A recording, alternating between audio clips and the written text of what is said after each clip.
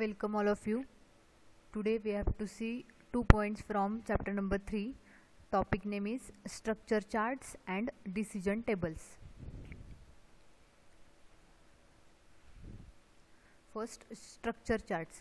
Structure chart is a chart derived from data flow diagram. It represents the system in more detail than DFD. आपण मागच्या व्हिडिओमध्ये जी DFD data flow diagram पाहिली त्याच्यावरून structure chart draw केला जातो. Okay, आणि सिस्टीमला जास्त डिटेलमध्ये रिप्रेझेंट केलं जातं. Okay, by using structure chart. Structure chart म्हणजे तुमचं मॉड्यूलचं डिफरंट जे मॉड्यूल्स आहेत तुमच्या सिस्टीममध्ये डेव्हलप केलेले, इम्प्लिमेंट केलेले, त्याच्यातलं रिलेशन शो करण्यासाठी तुम्ही स्ट्रक्चर चार्ट काय करत असता, ड्रॉ करत असतात. It breaks down the entire system into lowest functional modules, describes functions and subfunctions of each module of the system to a greater detail than DFD. तुमचं जे system आहे ती ओव्हरऑल सिस्टीम तुमच्या नंबर ऑफ फंक्शन्समध्ये किंवा मॉड्यूल्समध्ये काय केली जाते, डिवाइड केली जाते. ओके, आणि त्या प्रत्येक मॉड्यूलचं, सब मॉड्यूलचं किंवा फंक्शनचं किंवा सब फंक्शनचं फंक्शनिंग तुम्हाला तिथे शो करायचं आहे. ओके, स्ट्रक्चर चार्टमध्ये. आणि स्ट्रक्चर चार्टमध्ये तुमचं DFDपेक्षा काय केलं जातं, डिटेल फंक्शनिंग तुमचं एक्सप्लेन केलं जातं बाय युजिंग स्ट्रक्चर चार्ट किंवा रिप्रेझेंट केलं जातं. Then structure chart represents hierarchical structure of modules at each layer of a specific task is perform. Structure चार्टमध्ये काय केलं जातं, तुमचे जे मॉड्यूल्स आहेत त्या मॉड्यूल्सचं हिरार्चिकल स्ट्रक्चर. ओके, म्हणजे लेवल वाईज. हिरार्चिकल म्हणजे काय, लेवल वाईज. एक मॉड्यूल, त्याचे सब मॉड्यूल्स कोणते, त्याचे सब मॉड्यूल्स कोणते. ओके, अशा हिरार्चिकल स्ट्रक्चरमध्ये मॉड्यूल्सला रिप्रेझेंट केलं जातं आणि प्रत्येक मॉड्यूलचं टास्क ईच लेवलला कोणतं कोणतं परफॉर्म होते त्याचं रिप्रेझेंटेशन केलं जातं. Okay, by using structure charts. आता next, symbols used in construction of structure chart. जेव्हा तुम्हाला स्ट्रक्चर चार्ट्स ड्रॉ करायचं आहे किंवा कन्स्ट्रक्ट करायचं आहे तेव्हा कोणते कोणते सिम्बॉल्स तुम्ही यूज करताय. First one is module. It represents process or subroutine or a task. Module कशाने रिप्रेझेंट केलं जातं, हा सिंगल रेक्टँग्युलर पार्ट आहे किंवा सिंगल रेक्टँग्युलर जो सिम्बॉल आहे त्याच्यात मॉड्यूलचं नेम लिहिलं जातं आणि अशा पद्धतीने तुम्ही मॉड्यूल रिप्रेझेंट करता. ओके, देन मॉड्यूलमध्ये दोन पार्ट्स आहेत की कंट्रोल मॉड्यूल कसं रिप्रेझेंट करायचं आणि लायब्ररी मॉड्यूल कसं. ओके, कंट्रोल मॉड्यूल म्हणजे काय, it branches to more than one sub module. Okay, ज्या मॉड्यूलमधून 2-3 मॉड्यूल्सला किंवा मल्टिपल मॉड्यूल्सला तुम्ही काय करताय, ब्रांच म्हणजे काय होते, मॉड्यूलचं एक्झिक्युशन फ्लो 2-3 मॉड्यूलकडे डिराईव्ह होतोय. ओके, किंवा एका मॉड्यूलपासून 2-3 मॉड्यूल्स डिराईव्ह होत आहेत, अशा त्या पॅरेंट मॉड्यूलला काय म्हणायचं, कंट्रोल मॉड्यूल म्हणायचं. आणि लायब्ररी मॉड्यूल म्हणजे काय, library modules are reusable and invokable from any module. Okay, त्याचा फ्लो पण कुठून आलेला असतो, एका कंट्रोल मॉड्यूलकडून आलेला असतो. फक्त तो कुठून इन्व्होक होत असतो किंवा एक्झिक्यूट होत असतो, त्याचा एक्झिक्युशन फ्लो दुसऱ्या मॉड्यूलमधून एक्झिक्यूट होत असतो. Okay, the module which is get executed from another module and which is reusable is called as library module. Okay, sub modules म्हणजे काय, चाइल्ड मॉड्यूल्स. ओके, तर मॉड्यूल्स कसे रिप्रेझेंट केले जातात, by using rectangle shape. Then condition, it is represented by small diamond at the base of the module. It represents किंवा it depicts that control module can select any of the subroutine based on some condition. तुम्हाला condition, जर तुमच्या मॉड्यूलमध्ये एखादी condition represent करायची असेल तर त्या रेक्टँगलला काय केलं जातो, इथे एक डायमंड ड्रॉ केला जातो. त्या डायमंड, जसं की आपण फ्लो चार्टमध्ये डायमंड यूज करून तुम्ही कंडिशन स्पेसिफाय करत असता, ओके, रिप्रेझेंट करत असतात, तसंच सेम इथे काय करता, मॉड्यूल रिप्रेझेंट केले बाय युजिंग रेक्टँगल, तिथे एक डायमंड ड्रॉ करता. त्या डायमंडने काय इंडिकेट होते की तुमच्या मॉड्यूलमध्ये काहीतरी कंडिशन आहे. ओके, मग ती कंडिशन ट्रू फॉल्स झाल्यावर कोणत्या मॉड्यूलला एक्झिक्युशन फ्लो तुमचा इकडे डिराईव्ह होणार आहे ते तुमच्या पुढच्या ॲरोनी दाखवणार आहे तुम्ही. Okay, next, jump.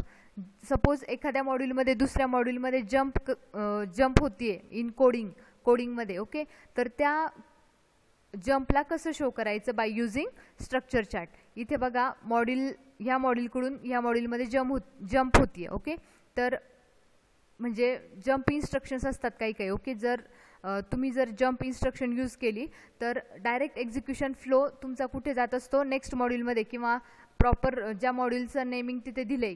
ओके, तर तिथे एक्झिक्युशन फ्लो ट्रान्सफर होत असतो. तर इथे बघा, ॲरोनी डायरेक्ट ह्या मॉड्यूलमध्ये जंप केली आहे असं या नोटेशनने दाखवले, ॲरोच्या नोटेशनने. And arrow is shown pointing inside the module to depict that the control will jump in the middle of the submodule. आता हा ॲरो काय शो करतोय, हा रेक्टँगलमध्ये दाखवायचा आहे. ओके, डायरेक्ट इथे न दाखवता बाउंड्रीवर न दाखवता ॲक्च्युअल रेक्टँगलमध्ये दाखवायचं आहे. तर त्याच्याने काय इंडिकेट होणार आहे, तुमचं हे जे फर्स्ट मॉड्यूल आहे त्याच्यातून एक जंप इन्स्ट्रक्शन कॉल केलेली आहे आणि ती जंप इन्स्ट्रक्शन तुमचा flow of control module next मॉड्यूलमध्ये नेते.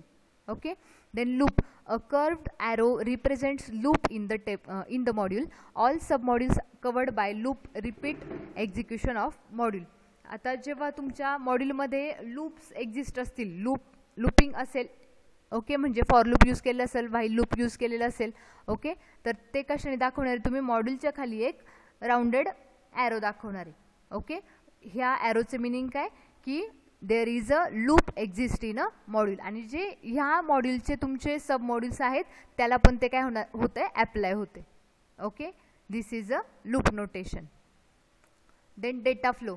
आता तुम्हाला जर डिफरंट मॉड्यूल्समधला डेटा फ्लो जर इंडिकेट करायचा असेल, if you have to show the data flow transforms during the module किंवा बिटवीन द मॉड्यूल, ओके, तर तुम्ही कसा रिप्रेझेंट करताय, एक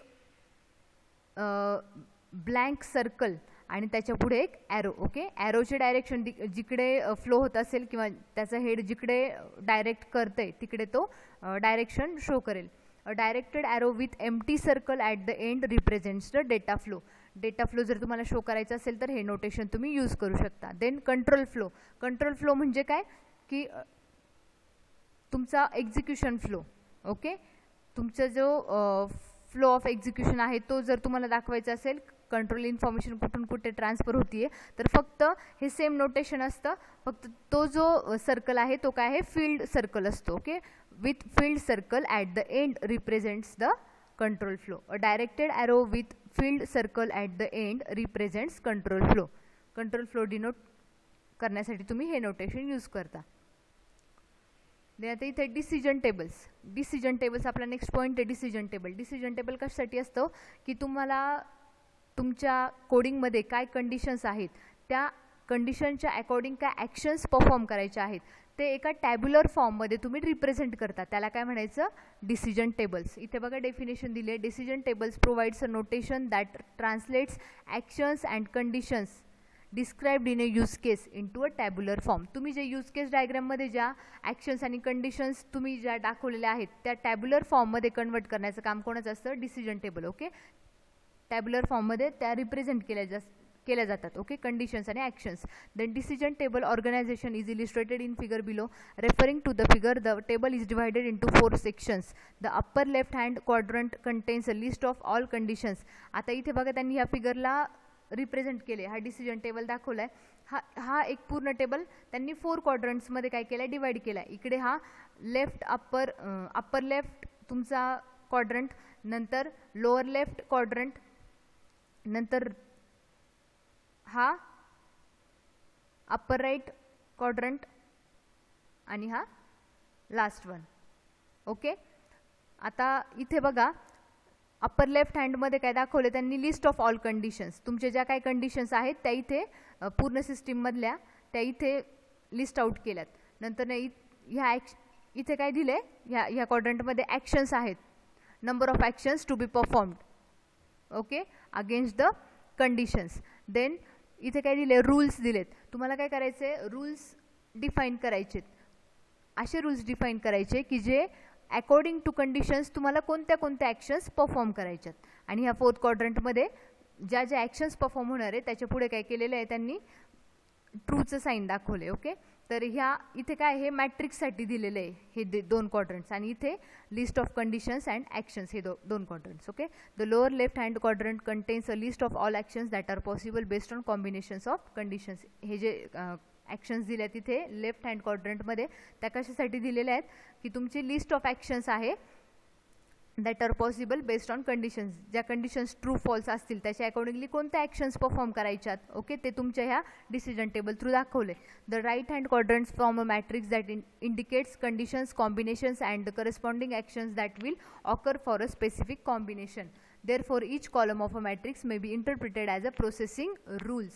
ओके. प्रत्येक तुमचा जो कॉलम आहे तो काय as a rule, processing rule, कशा ह्या कंडिशन्स प्रोसेस करायच्या आणि कोणत्या ॲक्शन्स परफॉर्म करायच्या ह्याच्यासाठी काही रूल्स डिफाईन केले असं म्हणून आपण एक सिंगल कॉलम रिप्रेझेंट करतोय.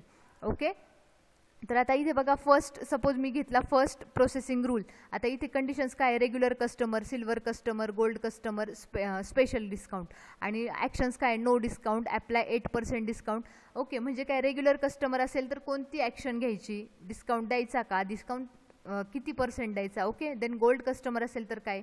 तर आता फर्स्ट प्रोसेसिंग रूल घेते मी.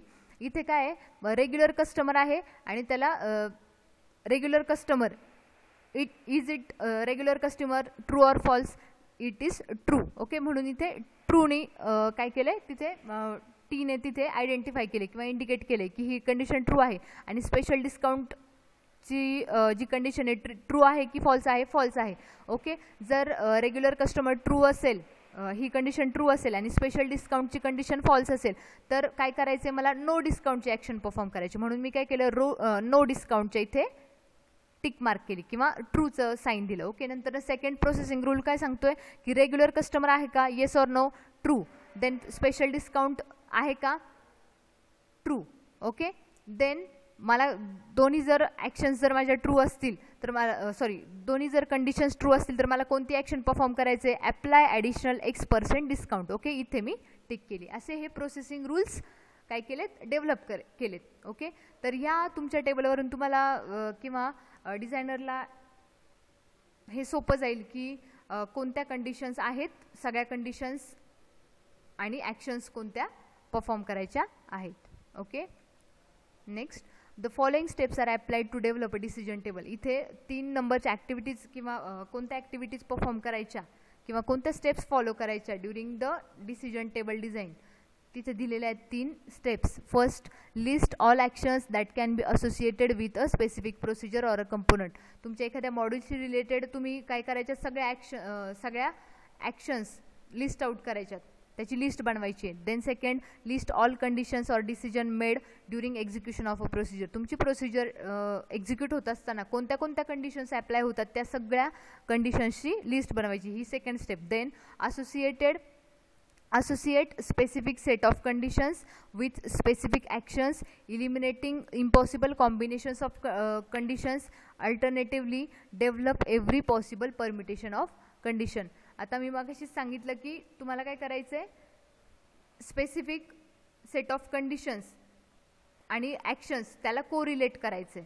ओके. ही झाली तुमची थर्ड स्टेप. आणि fourth one, define rules by indicating what actions occur for a set of conditions. Processing rules define करायचेत, कोणत्या सेट ऑफ कंडिशन्सला कोणत्या ॲक्शन्स परफॉर्म करायच्या आहेत किंवा ॲप्लाय होत आहेत ह्याच्यासाठी रूल्स डिफाईन करायचे. ओके. त्या रूल्सने जेव्हा तुम्ही प्रोसेसिंग रूल्स डिफाईन करता तेव्हा तुमचं मॅट्रिक्स फॉर्म होणार आहे. Okay. This is all about decision table and structure charts. Okay. Thank you.